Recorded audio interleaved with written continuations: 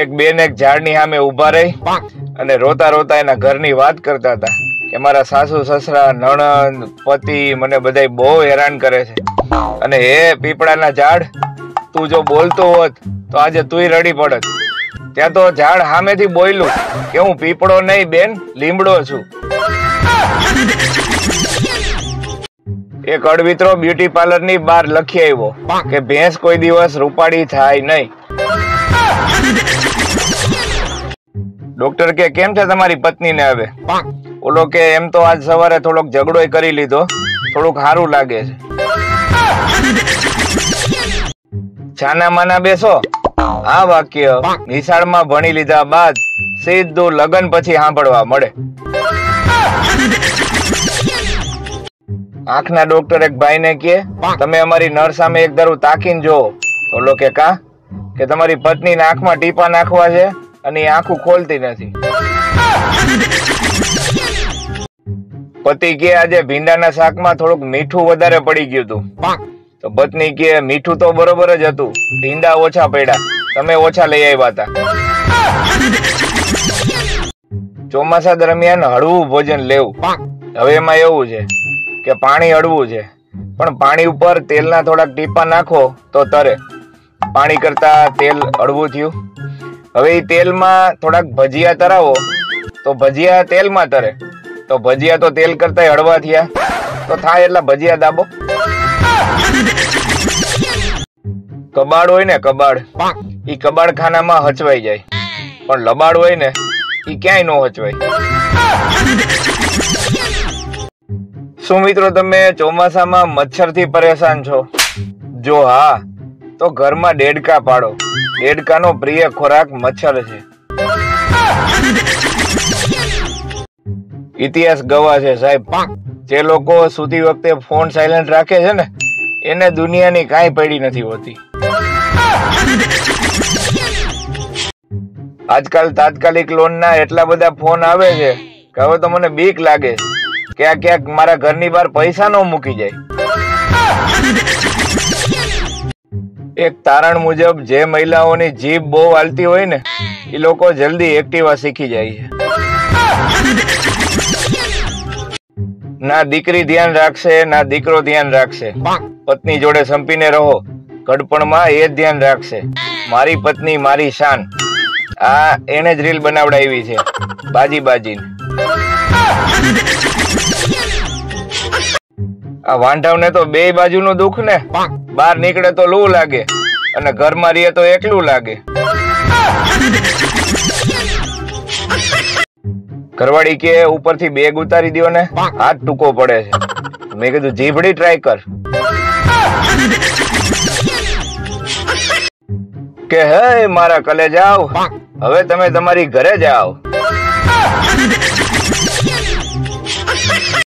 આપ સીસીટીવી કેમેરાની નજરમાં છો, એલા ભાઈ અમે આખા ગામની નજરમાં છીએ। જિંદગીમાં આ ત્રણ વસ્તુ ક્યારેય ન કરવી। એમાં પહેલું ગાંડાને ગલગલિયા ન કરવા, બીજું ઝાડા થયા હોય ત્યારે ફૂગો ન ફૂલાવો અને ત્રીજું દોડડાયા ભેગા થયા હોય ત્યાં બોલવા ન જવું।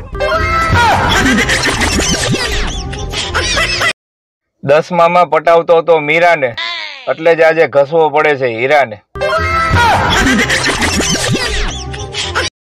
એક છોકરીએ મને કીધું કે મગજ છે કે નહીં, પછી મેં કહી દીધું આ છે પણ આપીશ નહીં।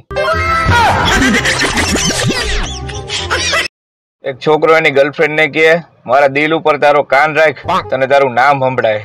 ઓલી એ કાન રાખ્યો, પછી ઓલી કે ખોટી નો થામા ધક ધક સિવાય કાંઈ નથી સંભળાતું। માણસ જયારે પતંગ ચગાવે ને ત્યારે જ દોરો ખેંચે, બાકીના બધાય દિવસોમાં એકબીજાના ટાટિયા જ ખેંચે। અમુક છોકરીઓને એને લખેલા અક્ષર નથી સમજમાં આવતા તોય સામે વાળાને કહે છે તું મારી ફિલિંગ નહીં સમજે। આપણે ગમે ત્યાં બાજવાનું થાય એટલે સામે વાળાને પેલો સવાલ આપણો ઈ હોય કે ઓળખસ તું મને હું કોણ છું? કોઈ પણ વ્યક્તિની વાતને હતી નહોતી કરી નાખતો ગુજરાતીનો એકમાત્ર શબ્દ એમ। એક લંગડો રાજા અને તોતા કે સર આ ફૂસ, અને ત્યાં તો આવી સોનપરી, આમ્રપાલી, પછાતીઓ, જમાદાર અને સિંધુ. આ કોઈ વાર્તા નથી, આ તો કેરીની જાતું છે. સૂર્યના તાપથી એટલું બધું નુકસાન નથી થતું જેટલું ગામની બળતરા કરવાથી થાય છે. ભોળી પત્નીઓના ડાયલોગ કે અમારે ઈ ક્યાંય ન હોય પણ એના દોસ્તારું જ બગાડે છે એને. હવે એને કોણ સમજાવે કે તમારો ગંગાધર જ શક્તિમાન છે. માણસો હવે ભૂકંપ અને સુનામીની પણ આગાહી કરી શકે છે, પણ એક્ટિવા વાળી કઈ બાજુ કાવો મારશે એની આગાહી કરવી નામુમકિન. અમુક જોડીઓને જોઈને એવું લાગે છે કે હારું આ બે ભેગા છે, નકર બે ઘર બરબાદ થાત. તમે અહીંયા કોઈ નાના ટેણિયાને એમ કહો ને કે આ દરવાજો ન ખોલતો, એટલે એ વાંદરી પાનું પેલા દરવાજો ખોલે કે મને ના કેમ પાડો છો. પત્ની કે આપણી ગાડીના એસી નું બિલ ઘરે નથી આવતું તો તમે દુકાનેથી જ ભરી દો છો કે હું? પતિ 2 દિવસ બેભાન રહ્યો. જો તમને એવી બીક હોય કે હું તમને ભૂલી જઈશ તો તમે દર મહિને 1 કિલો બદામ મને મોકલી શકો છો. માણસો કાયમ સુવિચાર એટલે સ્ટેટસમાં મૂકે અને શેર કરે છે કે અમે તો નહીં સુધરી પણ તમે બધાય તો સુધરો.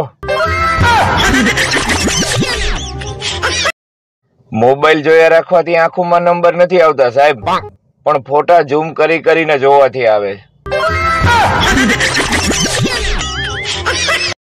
એક વાત પૂછવી હતી મિત્રો કે પૂરીને અડધી ખાઈ લીધા પછી એને અડધી કઈ હગાય કે પૂરી જ કહેવાય? અત્યારે કોઈની ઉપર ભરોસો કર્યા જેવો નથી. હું ટીવી છોડી અને પાણી પીવા ગયો એટલી વારમાં તો ગુંડાઓ હિરોઈનને ઉપાડીને લઈ ગયા. એક ક્લાસમાં મેડમે માય ટીચર વિશે અંગ્રેજીમાં નિબંધ લખવા છોકરાઓને કીધું. 5 મિનિટ થઈ, એક છોકરો ઉભો થયો કે મેડમ હરક પદુડીને ઇંગ્લિશમાં શું કહેવાય? આ દુનિયાની સૌથી મોટી ભૂલ ઘરવાળાની સામે મોબાઈલ જોતા જોતા હસવું. આ જેટલી છોકરીઓ સોશિયલ મીડિયા ઉપર હોટ લખે છે એને ખાલી એટલું જ કહેવાનું કે ડોક્ટરને જઈને દેખાડી આવો, ક્યાંક તાવ ન હોય. એક ભાઈ માથાના દુખાવાની દવા લેવા મેડિકલમાં ગયો. મેડિકલ વાળા કે અમે પ્રિસ્ક્રિપ્શન વગર એ કોઈ દવા નથી આપતા. ત્યાં તો ઓલાએ મેરેજ સર્ટિફિકેટ કાઢીને બતાવ્યું. પછી તો મેડિકલ વાળો અને ઈ ભાઈ બે બધું ભરી ભરીને રોયા અને દવા ઈ કે ફ્રીમાં લઈ જાવ. એક છોકરો છોકરી જોવા ગયો તો છોકરીના પપ્પાએ એને પૂછ્યું કે બેટા કઈ વિમલ કે રજનીગંધા શેનું વ્યસન? છોકરો કે હા પણ પેલા ચા પીવડાવો પછી વિમલ ખાય. પતિ પત્નીને કે આ શું, આ દૂધમાં કેમ તમાકુની વાસ આવે? પત્ની કે કેસર ખલાસ થઈ ગયું તો તમારી વિમલ તોડીને એમાં નાખી દીધી, કારણ કે એના દાણા દાણામાં છે કેસરનો દમ. હમણાં એક ભાઈ મને મળ્યા, મને કે મારે લવ મેરેજ કરવા છે પણ ઘરના માનતા નથી. મેં કીધું ઘરના એટલે કોણ કોણ છે? તો કે મારા મમ્મી પપ્પા અને મારી પત્ની. અરે મેં કીધું તારી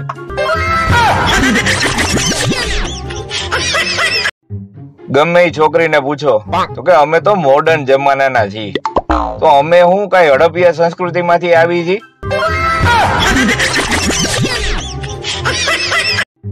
ગમે એ છોકરીને પૂછો તો કે અમે તો મોડર્ન જમાનાના છીએ. તો અમે હું કઈ હડપિયા સંસ્કૃતિ માંથી આવી છીએ?